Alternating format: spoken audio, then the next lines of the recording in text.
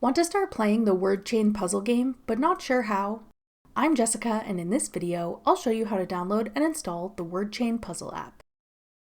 Note that this video will demonstrate on iPhone, but written instructions for both Android and iOS will be listed in the description box.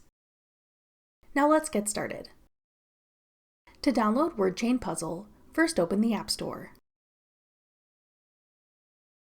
Go to the Search tab. Then type in word chain puzzle at the top.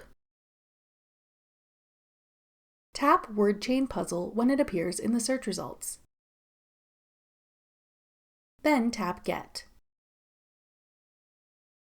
If prompted, use Face ID or enter your password to confirm that you want to download the app.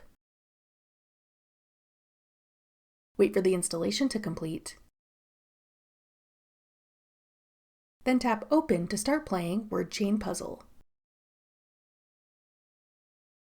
That's all it takes to download word chain puzzle.